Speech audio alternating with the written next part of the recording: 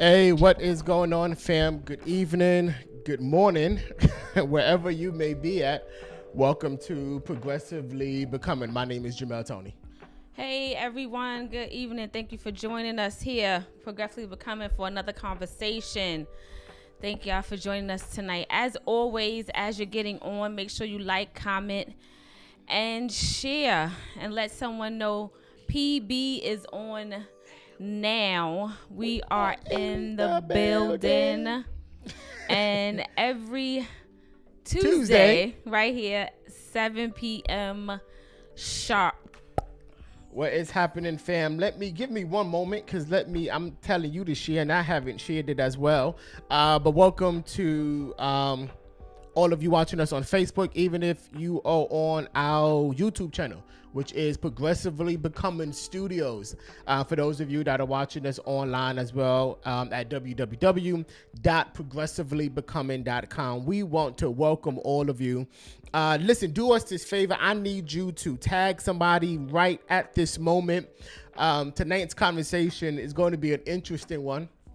It is sure to bring laughs. So if you want to laugh, if you want to be informed, then perhaps this is the topic that you need to tag somebody on, because today's topics is all about Taboo. We are bringing back taboo topics. Taboo. This is part. I'm sorry, fam. I'm trying to share it. Yeah, we got a lot going on, y'all. Y'all don't understand what was happening before y'all. So we are not really. I'll just tell you what happened, right? I ain't ready. I need like another 2-3 minutes. So we left the house late, because somebody was upstairs trying to get ready, and so we get in as we're getting in the car. That's not true. I realized that the car that we was driving doesn't have the key for the studio. Right. So Tyler actually took the other car. Our son Tyler took the other car to work. Right. And so Tyler, he's at work. He doesn't answer his phone, so we can't call him. But like, hey, where's the car at? So we had to track the car on the phone, drive to his job, break in our own vehicle. We had a key to get the key, and then zoom down South Jersey to get to the studio. Ran upstairs. I left my phone in the car. She had to go back downstairs to get the phone. Yes. So we're tired. True story. This is a true story, y'all. True story. We cannot make this up. Not make this up. And this, like, the studio legit feels like it feels like 105 degrees in here. First, your grandmama was cooking fish. Hot fish, porgies. She was frying porgies in the studio. Porgies and crocus. And it felt like every bit of it in here. Every bit of it in here. And then he's telling me to sit down and put the light on at the same time. Because we was on a minute countdown and we had like 10 seconds left. I need you to put the light on and then sit down, but at the same time. 5 seconds left. At the same time. And so I'm like, hey, I need you to sit down. And she's like, well, you want me to do this? And I'm like, I know, but we got 3 seconds left. And then so we had a little argument before we went live. And then when it went live, we smiled and said, Welcome to Progressively Becoming Studio.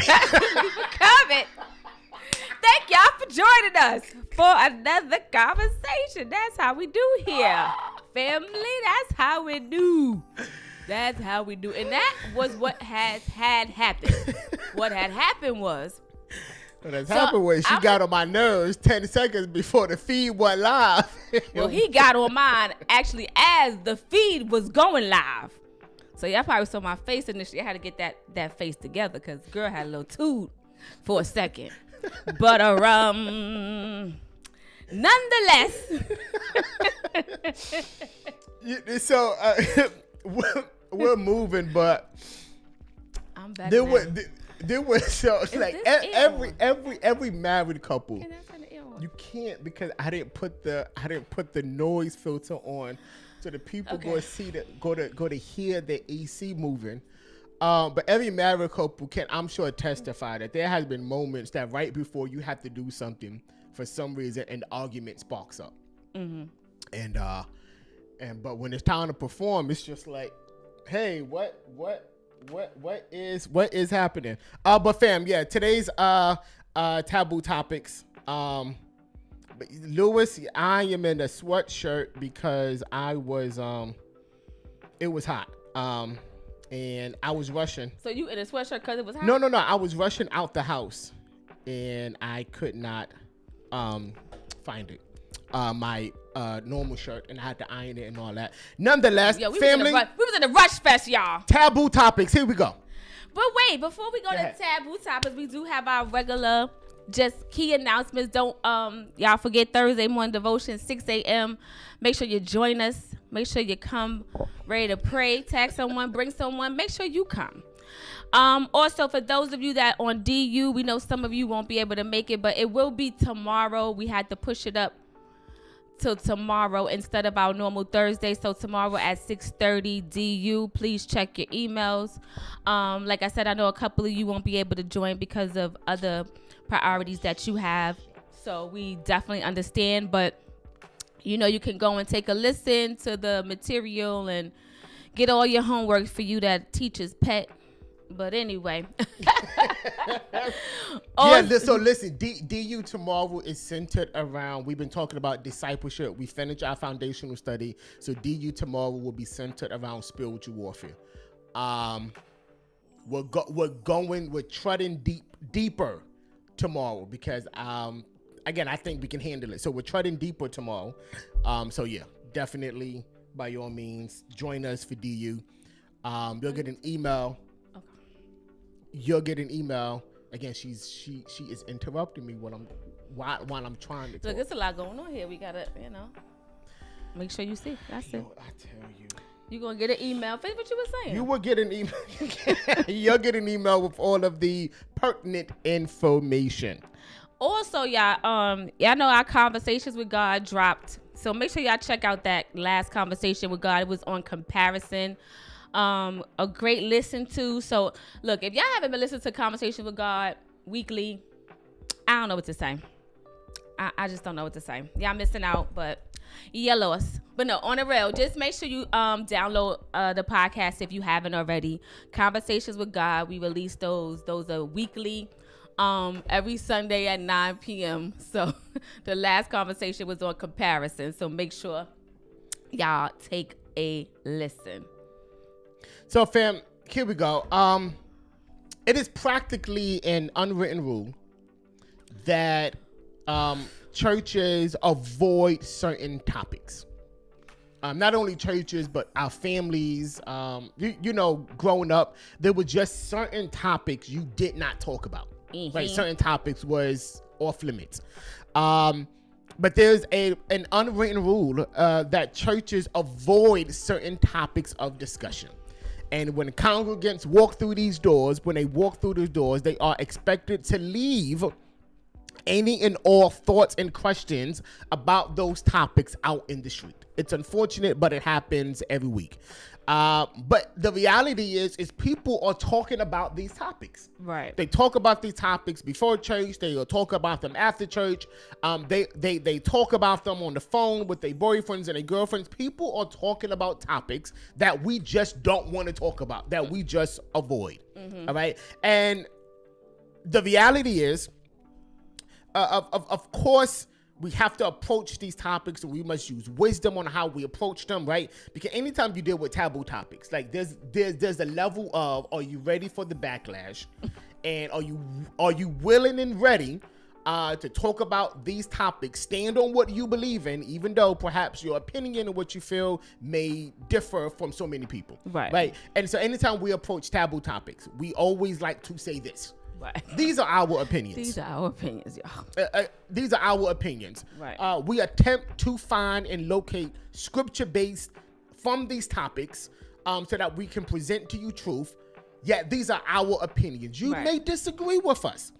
And that is the wonder about people in humanity, is that we can disagree and yet we can still get along. All right. So when we talk about these taboo topics, I would love to see your feedback. If you disagree with it, put it in the chat. I disagree with y'all.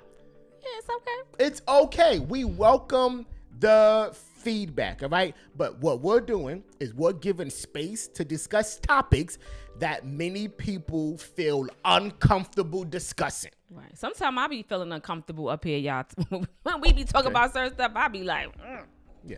But just because we don't talk about it doesn't mean it does not exist. Right. Exactly. Yeah. So here we go. We're changing the stigma and we're helping out our communities, right? We're helping out our people by just talking about these topics. Here we go. So question number 1. Yeah. So the first one, might be a little dark, but we gonna, it's gonna get, we gonna get through it. The first one is dark. The first one is a little dark, y'all. So just, bear with us. So what happens when you die? Is cremation taboo? Is cremation taboo? Now, each religion has their own ideas and beliefs on life after death. So, for instance, Buddhists, their teaching views life and death as a continuum, and it's believing that it's believing that consciousness. This continues. Whatever.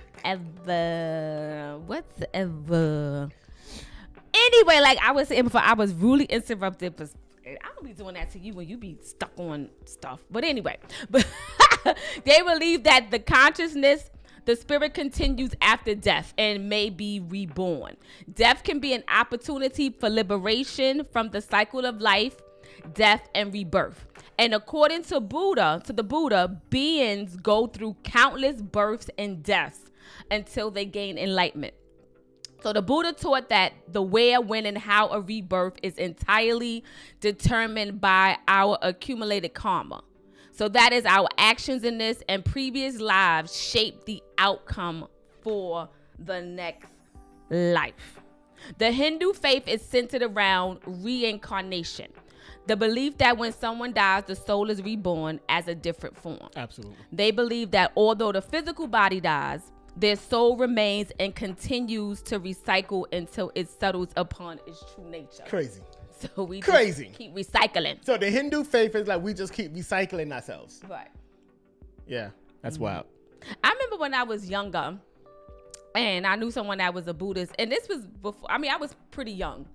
And, they told me that, when you die, you're gonna come back again. You're gonna be reincarnated. And I was like, really? I was like, so we come back again. I'm like, okay. So I felt pretty good about the whole death experience when I was a kid, when I heard that. But anyway, no, I'm not laughing at anyone's religion. Correct. So not at all. No, not at all. I don't take that away. But I just remember that now when I was a kid and I heard that, and the feeling that I had when I was a child, like, I get to do this again. But anyway, Christians, we believe that when you die, you go to heaven or hell. And even though there is some misinformation surrounding it, the ultimate decision surrounding destination will be determined by acceptance that Jesus is the Son of God. The question of today is, What's the taboo surrounding cremation? So, in the Christian context, if you look at the Eastern Orthodox, and we're not going to dive into history, but if you look at the Eastern Orthodox context, the Christian Eastern Orthodox community, this particular branch of Christianity, they believe that cremation is strictly prohibited. And those of you that don't know what cremation is, you know, again, all of us know, right? Is when your body is burned, right? I remember I was probably 7 or 8 years old, and my uncle passed away in South Carolina. And after the funeral, we went downstairs, and my uncle was laid out on this metal gurney, I guess you can call it. I mean, laid out. He had a sheet covering him, a white sheet covering him, and we was like, all, you know, everybody was crying, and you know, we were saying our goodbyes, I guess. I was young. I don't know what was happening. And in the front of my uncle was like this big old oven-looking thing. Oh, that's traumatic for a child. Right? And I remember the Undertaker coming and was like, okay, we're going to roll him in now. I never forget those words. Right? And we stepped back towards the steps, probably like 30, 40 feet away from this oven thing. And they rolled him in to this burning inferno. I'll never forget that experience. Of course you won't. That was traumatic for a child. And so the Eastern context, the Eastern Orthodox community, they believe that this type of burning, this cremation is strictly prohibited. The church, the Eastern Orthodox community, interprets what the Bible says about cremation to mean that it is a practice that interferes with resurrection, as the body will no longer be in its original form, right? If you look at the Jewish community for thousands of years, they held that burial was supposed to be in the ground. That was the only acceptable option for the Jewish faith. Muslims are always buried, never cremated, right? It is a religious requirement that a Muslim, someone that, believes in that faith, that their body be washed and draped before burial, which should be as soon as possible after death. Cremation is never considered by a Muslim because it is considered an unclean practice. If you look at the Catholic Church opposed cremation up until 1963. They even excommunicated people and families that was for the idea, right? Until 1963. After 1963, they lifted this prohibition off of cremation, and it is now acceptable for someone of the Catholic faith to be cremated, even though entombment and burial still remains the preferred method of final disposition. The final destination. I don't know. No, so this position is right. I'm just kidding. What are your views? And we would love to hear your views. What are your views on cremation? Because oftentimes your views on cremation will go along with your religious beliefs. Right. Speaking from a Christian viewpoint, why is taboo so forbidden? So this is what we're asking you. When you die, buried or burned? Which one is it?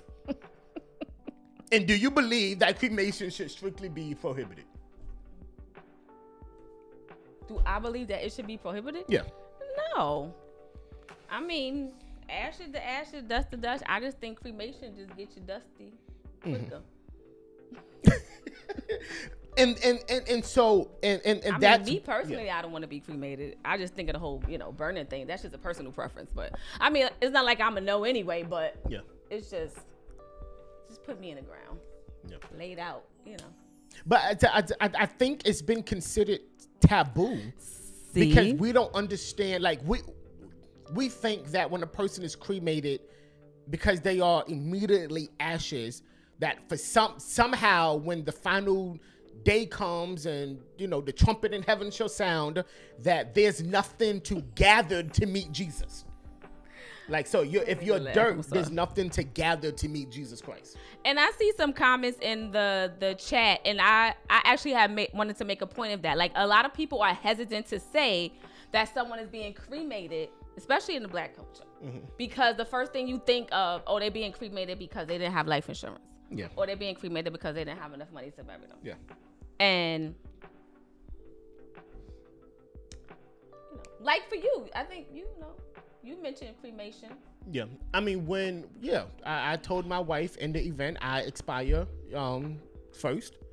I would my preferred method of final disposition is cremation. Ashes to ashes, dust to dust. And is that because it's cheaper? No, not at all. Not at all. I know you not know of, but I've heard of people with great deals of money that elected to be cremated.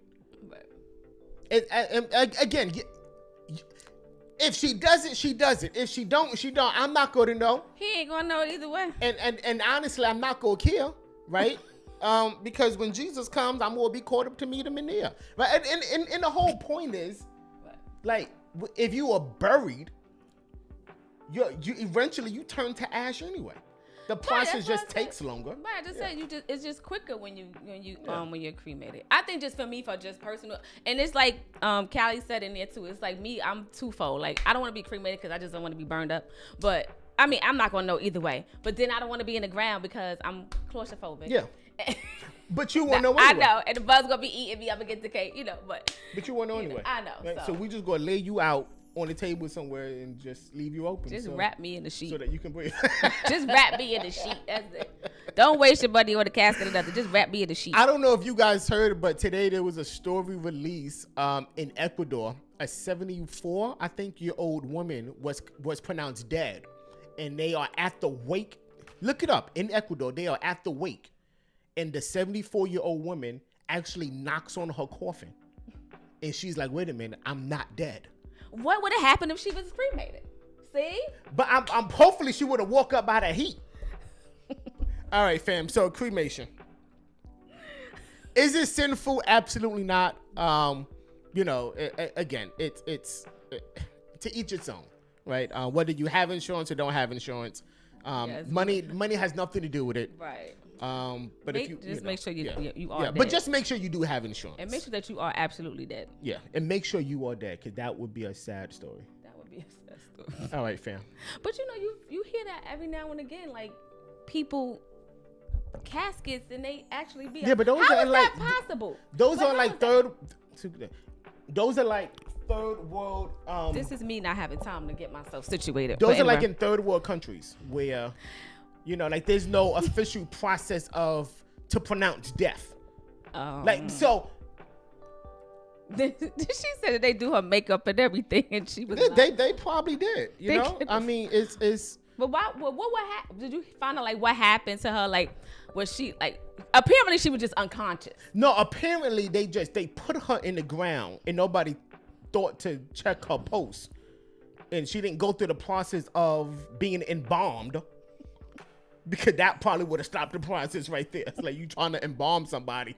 I mean, you don't check for a heartbeat, a pulse. What are we talking about? I mean, you brought it up. I mean, hey.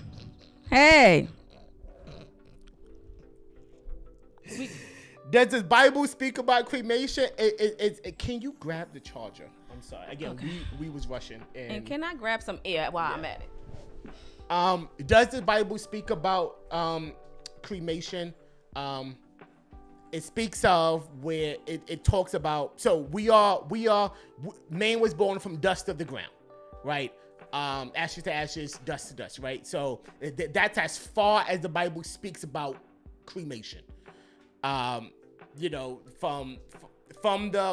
was born from the dust, and from the dust of the ground we shall return, right? So again, is it wrong? Is it right? It is completely preference. Yeah, and like someone said, it's preference.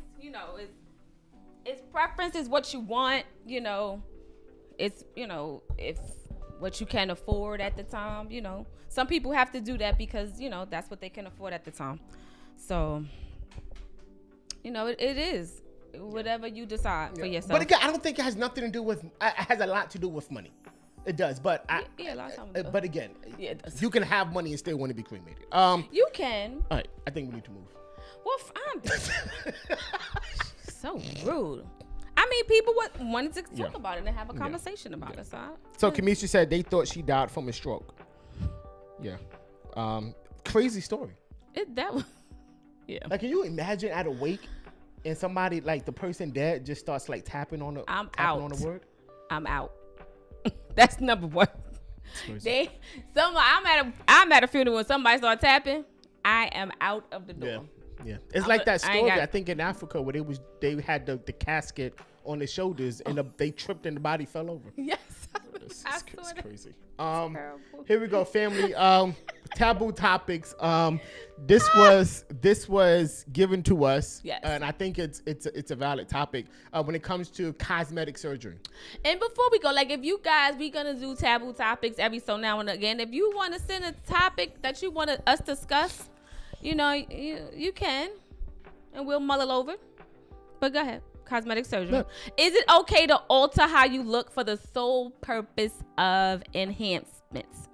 So, like the Brazilian butt lift, facelift, breast implants, skin lightening, nose jobs, tummy lifts, tummy tuck, eyebrow lifts. Let me tell you, I know somebody. She's a very nice person. I really love her, but she has done so many things. Butt lift, eyebrow lift, lip injection. It's just, she just don't even look the same anymore. But anyway, to each his own. Brazilian butt lift. Why are we talking about BBL? Are we talking about this? Because in 2018, buttocks augmentation was the fastest growing surgical procedure, up 61% in 5 years. In 2020, an estimated 396,105 people had buttocks augmentation surgery. And most people that get the BBLs are between 20 and 40 years old. And in surgical circles, the BBL is known as the deadliest anesthetic procedure ever performed. And despite several calls to improve outcomes, recent data suggests the mortality rate is getting worse, especially in South Florida. Wow. The mortality rate for BBLs is set to be between 1 and 2,351. So I think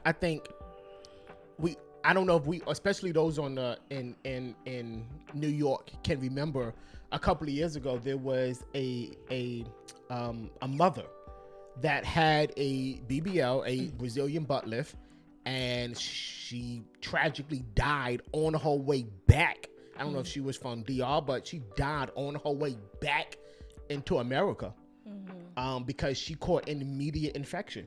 Wow. And you hear stories of how, they do these surgeries under unsanitary conditions. There's no medical license. You don't know what you're getting injected with. Right. I think it was a case a while back. I don't remember like what year, but somebody found out they died because they got injected with like gasoline in their booty. It's sad, but it's and we're not laughing about the death, but the fact that we're not, it was just. But it's like you don't. That was know. A chuckle moment. I think it's an issue. It was gasoline. Yeah. I think I've read one case where the doctor actually injected this person with plaster, like compound. The stuff you like put on your walls, and they injected the person with compound plaster, silicone. But I think it's an issue where they transfer fat from one part of your body, probably your gut, right. And they in transfer some cases, it. They transfer it to your butt. To your backside. Yeah. Okay. Yeah. The reason why we're talking about this is because it's become a fad amongst the culture. Right. It has. I'm not looking.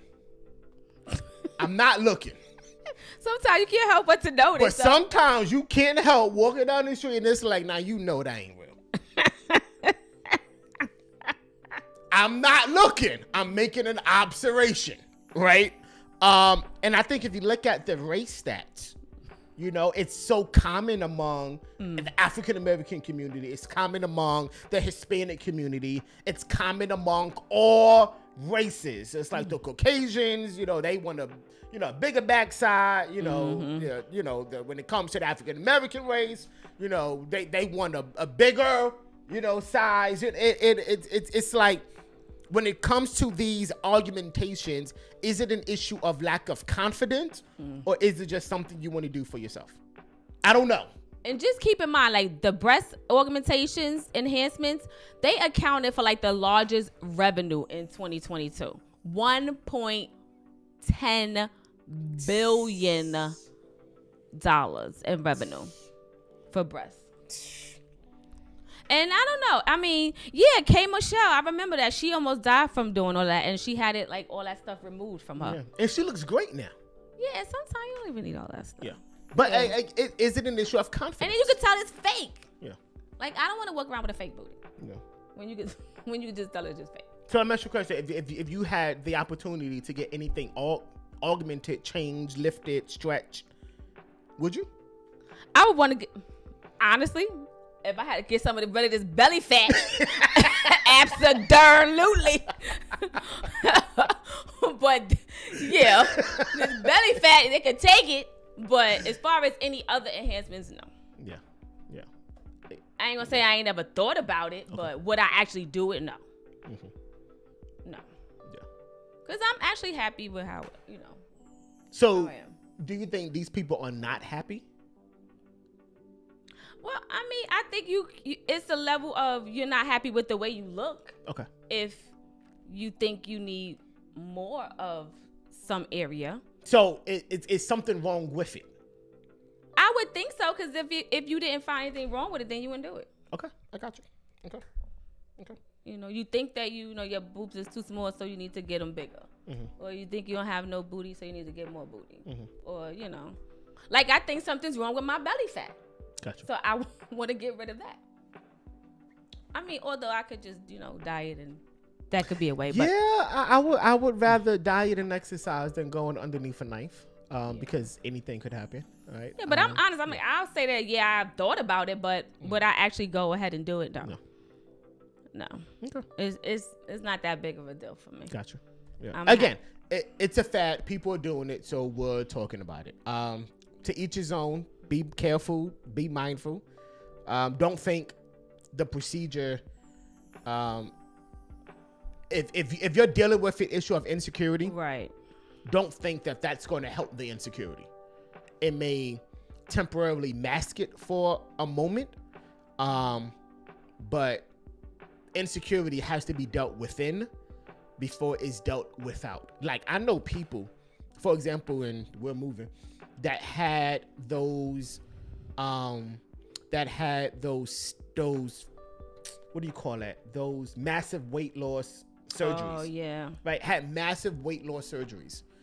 And they had the physical surgery before they actually had the mental surgery. Meaning, if you don't deal with your relationship with food, right, you can do anything you want under the knife. If you don't deal with that relationship with food, eventually that's going to come back. I know somebody that had it and lost weight, and within months regained all of the weight back plus more. And it's just like, why go through that pain? Why go through the pain of it? Right. If you're just going to say in a few months, I'm going to like do it again. Again, it's more of a mental thing, right, and then a physical thing. So again, don't substitute your mental health for how you look. When I don't care how you look, if mentally you're not strong and mentally you're not confident and secure within yourself, you can do whatever you want physically. Right. That is just going to keep coming back up. Right. Especially, I think what happens is when it becomes like, when you start getting work done and it becomes like an obsession for you. Yeah. Where it's like every time you turn around, you getting something else done to your body. Yeah. When it's like, what else can you do? Yeah. And you go for like breast implants, and then it's like something's not right with it, or it needs to be bigger. Then you keep going back and you keep going back, and it's just more and more you're doing your breast, you're doing your stomach, you're doing your butt, you're doing your thighs, you're doing your eyes, you're doing your lips, you're doing your nose, and then before it's all over, like you don't even recognize the person that you once was. So yeah, Bev, that's it. Just be content with yourself. If people can just get that, message, again, there's nothing wrong with if you are content with yourself and it's like, hey, something, I want to just do this because I want to, look fuller, or, perhaps, I want to, clear up some of the wrinkles in my skin. Again, there's nothing wrong with that if you are completely content within yourself. Right. And you're not trying to mask, Right. That's the point. An insecurity with a physical transformation. Right. Be content with yourself, because you could be insecure skinny, you could be insecure fat, obese. Bev, be content with yourself. Did the Bible say anything about it? You are fearfully and wonderfully made. Mm-hmm. You're fearfully and wonderfully made. You are unique. You are, you are God's workmanship. Again, you are peculiar. God, He has made you uniquely you. The hairs on your head are numbered. He made you with a specific blueprint in mind, and you are that individual. Yes. So if anything, the Bible speaks against it. If I can stretch it, right? Be content. Bev said the best. Be content with yourself. Right. That's it. Love you. Somebody put that in the comment. Love yourself. Love yourself. Love yourself. Love yourself. Yeah. This next one. Lord have mercy. Help us, Lord. Help us, Lord. This next one is going to be something that Bishop Watts often says, where he says the only person that feels this would be the people that bark the loudest. When a dog is hit, the one that is hit barks the loudest. Is it taboo for Christians to curse? Cussing Christians. Would you do me a favor? Would you put it in the comment? Cussing Christians.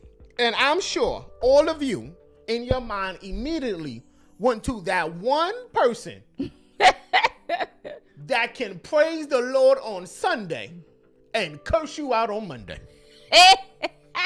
Is it okay for Christians to curse? This may be tough, but I say we go there. Let's go there. Here we go. Cursing Christians. And is it a sin to curse? Yeah. So growing up, and I don't know for you, but growing up, there was a lot of words that we couldn't say. You definitely couldn't call somebody a liar. You couldn't say lying. You couldn't say lying. You couldn't say lying. No. You gotta say, oh, you telling the story. I'm telling the story. Yeah, you couldn't say lying. You couldn't say liar. You couldn't say suck. Yeah. You couldn't say hate. You definitely couldn't say hate. Don't ever tell somebody you hate them. You couldn't say darn. You couldn't say dang. Yeah. You couldn't say those things. And you would never ask why. Yeah. And we were sure our parents couldn't answer it because they had no answer. They didn't know why. So they always just say, well, why? And it was because I said so. Yeah. But now as adults, can we curse? Can we curse? And I think the question to that, as adults, can we curse? Oh yeah, we couldn't say shut up. The question to that is yes. I'm not giving permission. The question is, as adults, can adults curse? Yes, you can do whatever you want to do. You are an adult. But should you? Right. That's the question. And if we could all be honest for a moment. Remember what I told you earlier? That our opinions may not be yours. If we could all be honest for a moment. I want the spirit of honesty. I want the spirit of honesty to come over these people. If you could be honest for a moment. Let us be real and admit that sometimes certain 4-letter words go perfectly with what we want to say. It adds a level of emphasis to it.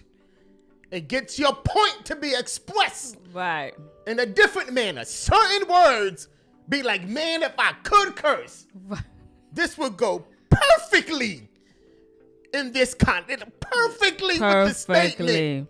Perfectly. Right. Especially when you mad. Especially when you mad.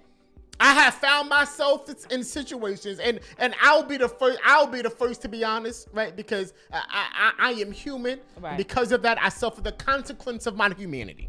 Right. But I will be the first to say that there was moments in my life where I wanted to look at somebody and tell them, you know something, you is full of it. And you know what I wanted to say. Sugar, honey, iced tea. But the Holy Ghost held me back.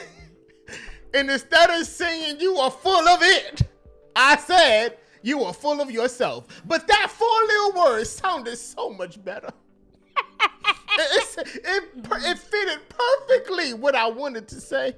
Right. But I held myself and I let the Lord fight my battles. Look, and we try to be real and honest here on PB. It's like I thank the Lord for just change, because when I used to get upset, like very upset, the curse that I used to do.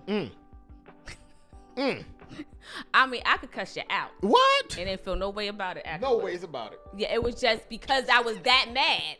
And yeah, thank God for change. And even sometime now in my head, I don't know, sometime I be wanting to say, out of here. But instead I say, get on out of here. Get on out of here. Later for you. Later for you. Later for them. But sometimes that blanco H is in my head. But I know. So what keeps us from cursing? Right? So primarily for us, it's not how we was born up. Right? I don't ever remember my mother saying a curse word. I don't remember it. Right. That's like me too. Like, I don't remember like my mom like cursing. Yeah. Even like my dad. I don't remember like cursing. But like I said, when I got mad, that was and that wasn't something that I learned from them, because they didn't curse. Correct. But it's weird. Like, I've never like cursed at my kids and stuff like that. But somebody get a girl angry, and I'm not angry, and I can't like physically do anything. Yeah. So I just lash with the mouth. Yeah. But change. I'm in a better place for that now. Change. Thank God. Somebody said, did Jesus curse? I doubt he did. Right? Again, he was perfect. He was the perfect representation. He was our example. Right. And so I doubt that Jesus, I know he didn't. Right now, did he turn over tables and whip people in the sanctuary? Absolutely. You can read your Bibles for that. But what keeps us from cursing, right? So Paul says in Ephesians 4:9, it says, do not let any wholesome, filthy talk come from your mouth, but only what is good for building someone up in need. The reality is, telling somebody that they are full of does not build someone up. Let's just be real, right? Paul also picks it up in Ephesians 5:4, where he says, nor should there be any obscenity, foolish talk, or crude joking, which are out of place. Because at the end of the day, family, our speech should honor God, right? Will cursing keep you from heaven? Absolutely not. Are the cursing Christians going to heaven? Absolutely. But does it honor God? And that might be a negative. So again, don't let anything that could be construed as filthy come out of your mouth. So in your speech, let's just honor God. Kamisha asks, what tools do you use to overcome that cursing? I think it's a level of being intentional. I think it's thinking before you speak. That's exactly what I'm going to say. You have to really just be intentional and just be mindful before you speak. Especially if you've been cursing for a long time. Like, some things you just got to like rattle off your tongue like water. Mm-hmm. So I think you have to be, I'm not saying, Kamisha, you've been cursing for a long time, right? But... So I just think you have to really think before you. I learned that from President Barack Obama. Mm-hmm. If you ever listen to his speech, you would think that he's like, why are you talking so slow? And he just said he has learned to think before he speaks. And I think it's something that we all should strive towards. Right. And it is hard when you're angry. I think when you're angry, you're more inclined to do it. But what helped me when I'm angry, it's like, for me, I'd rather not say anything in that moment than to come off and, curse you or curse you out. And in the moment, while I'm not saying nothing, my mind is registering and thinking, okay, what can I say? What's a better, and it's true, and it's quick time, because your mind going really, really fast. And no matter how angry I am in the moment, I'm thinking, all right, I'm not going to say that. I'm going to just say something else, or just not say nothing, period. Yeah. I need to calm down. I need to, get myself together, and we're going to come back to this. Yeah. Yeah, it's a good point. Yeah. I reached out to somebody about something that really upset me. It wasn't too long ago. Something that they did to me and that offended me. And this is the growth. Literally, I'm being real. When they responded to me, they went off and ended with, "You can kiss my," And old Lakeisha would have went in, but I'm different now. I'm changed. And my response was, I pray that the Lord changes your heart. And whatever, and you have a good day. And it was nothing for me to come back with that. It was nothing. I didn't get into a rage where I wanted to just go and curse you out, because I've trained my mind, and I was intentional now on what I say and how I say it. Because sometimes you say stuff, you can't take that thing back. Yeah. So you just have to be really intentional. It's hard to think before you actually speak. Yeah. And maybe what you want to say in that moment, you just shouldn't say. Yeah.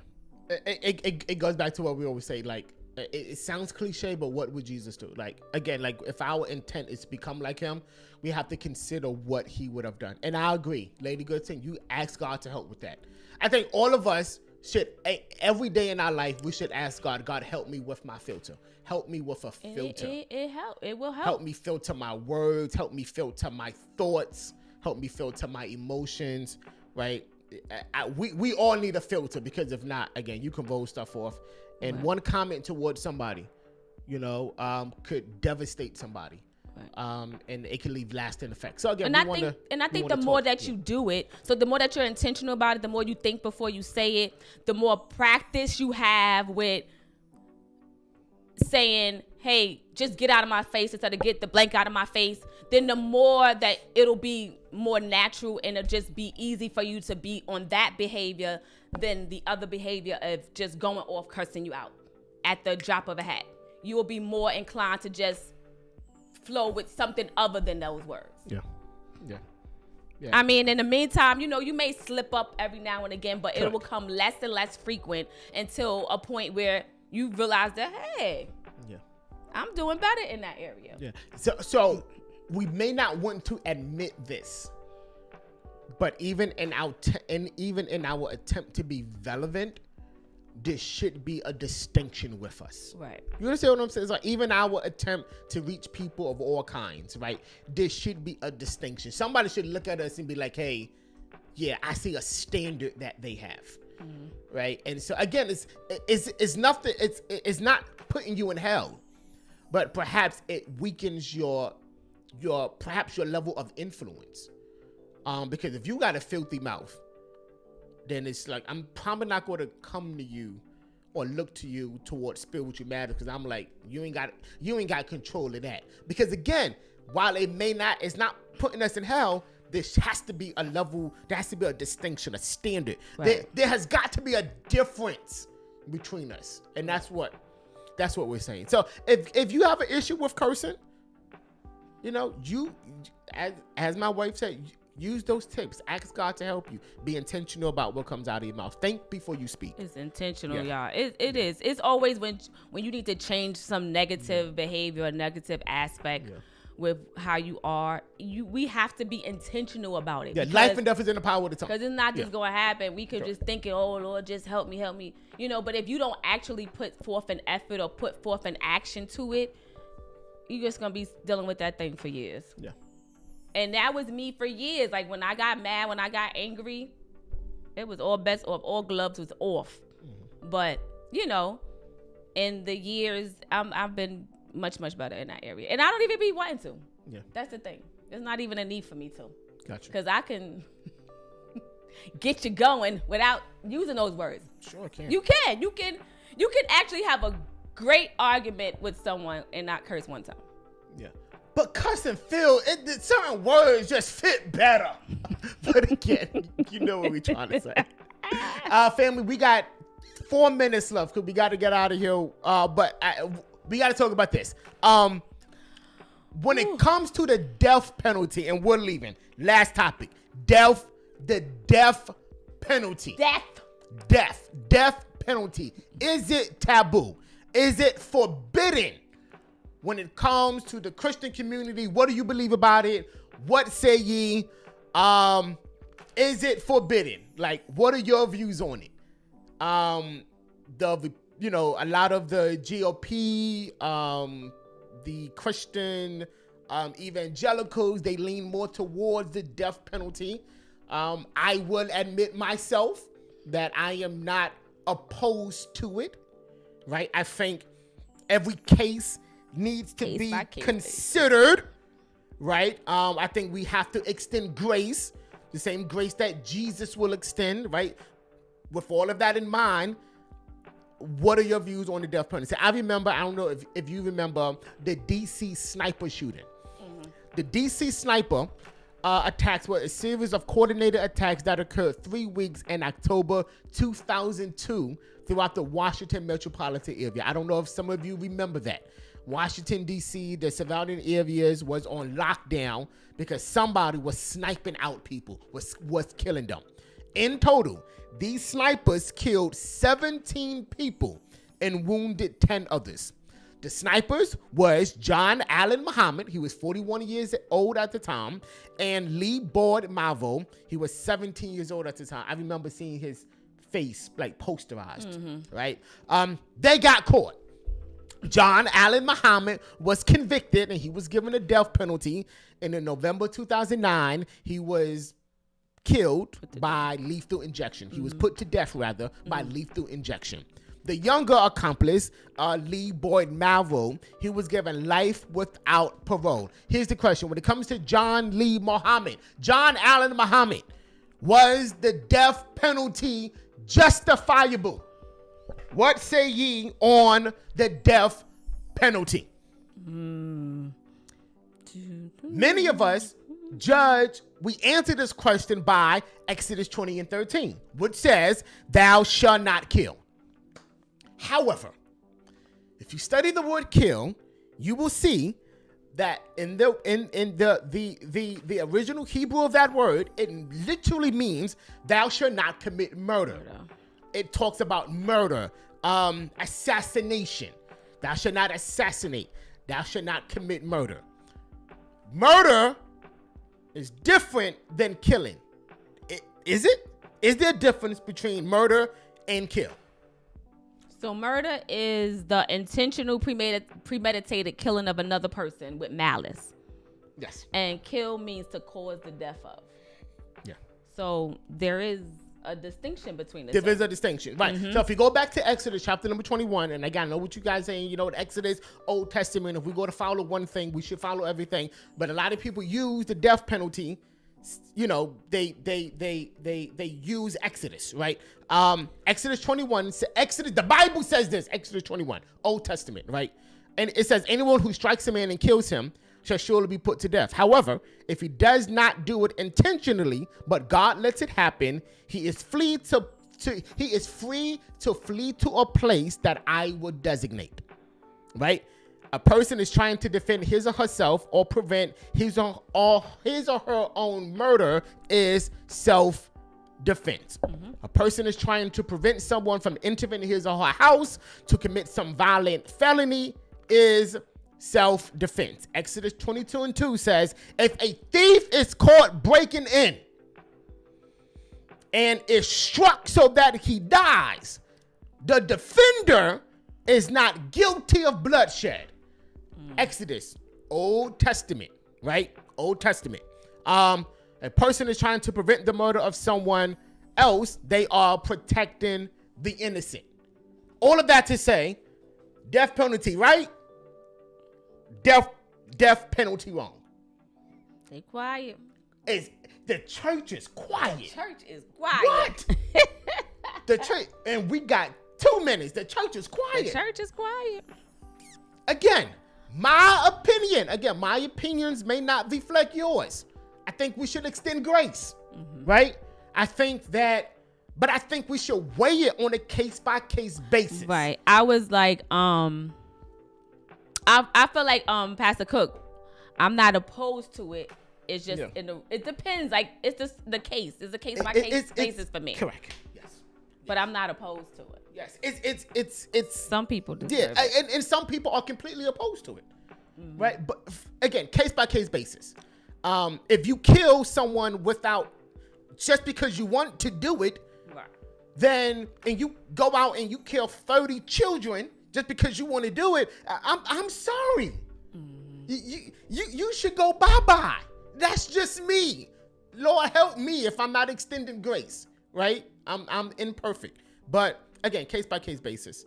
For instance, real quick, I know we have to go. Yeah. With this case of the DC sniper, one person got the death penalty and the other one got life without parole. Life without parole, yeah. Is it that we didn't give him the death penalty just because of his age? Probably. Yes, it was. Correct. And for that, I could, kind of understand because he's 17. This man brainwashed him. Brainwashing is real. Yep. It does happen. And whole nother topic. Yeah, we're gonna do that one day. But yeah, I think in that situation, life without parole. Yeah. But can you? That's enough. No, good. No, like 17 years old is like there's like no redemption for you at that age. You were, especially because he was brainwashed. Yeah. Probably wasn't in his right mind, being controlled. I think anyone can be redeemed if they submit to the process, right? Redemption is possible if a person wants to be redeemed. Yet at the same time, I think you have to pay for the consequence of what you did. Right, that's true. And sometimes that consequence can be perhaps to some people unfair, if they weigh it against the punishment. And this is something that me and my wife talk about all the time. We see kids behind bars, 14, 15 years old, life in prison. To me, it doesn't make sense because it's like their brains haven't even developed to the point where they can totally know the complete consequence behind their actions, and especially if there's like brainwashing going on. But death penalty, that's something that you have to decide how you feel about that. Right. I'm like, and I also feel the same way, Lydia, that, especially definitely for those that are wrongfully convicted and, they get the death penalty, definitely not okay with me with that. But, it's just, for me, it's just on a case-by-case basis. And what I think, and we got to go, but I think if we look at our motives, right, it was saying, okay, because I have such a strong feeling about this, and you killed somebody that I love. I have such a strong feeling. You killed somebody that I love. My God, we got to go. My uncle last year was senselessly murdered in his own home. Guy that he was staying with pulled out a gun and shot him in cold blood. Everything within me was like, he should die. Because I was emotional, right? When I settled down from that emotion, we forgive you. I have to forgive you. Right? And now my views is like, something, he should just spend the rest of his life in prison because I want him to think about what he did. Right. And I think the death penalty is like, okay, it's a cop-out because you don't have to suffer the consequence. Because when you die, you don't know you're dead, or do you? Whole nother topic, right? And so, to each his own. But family, thank you so much. Yes, we gotta go. Don't worry, y'all. We picking this back up. We're picking Taboo back up. Yeah. Next week. Yeah, next week we'll talk about some other taboo topics. And then we'll finish it out this month with our relevant topics, hot topics. You don't want to miss that. And next month, we are talking about manipulation. The month of July, we are talking about the effects manipulation has on us becoming the individuals that God has called us to be. So if you've been manipulated or if you've been the manipulator, you may want to check us out in July, because we're going to expose some sheets off of some things. Yeah. Oh, Pastor Cook, thank you so much for volunteering for that. We definitely going to talk about that. Yes, thank you for you volunteering. Appreciate that. Yes. Oh, yeah. She says that I'm not volunteering. Oh, no, she's volunteering. Thank you. She is volunteering. That was a typo. That was a typo. Thank you, Pastor. We love the cooks. We love the cooks. We love the cooks. Family, listen. Go with God. Great suggestion, though. Yes, great Go suggestion. with God, fam. Catch us Thursday, 6 a.m. morning devotions. Sunday, 9 a.m. Sunday exchange. And we'll see you next Tuesday. Taboo. Yes, God. Thank y'all so much for joining us. We love y'all. Have a blessed night. Take care. And now I have to go finish my argument with her. Take care, guys. And we got to turn on some air. How about that?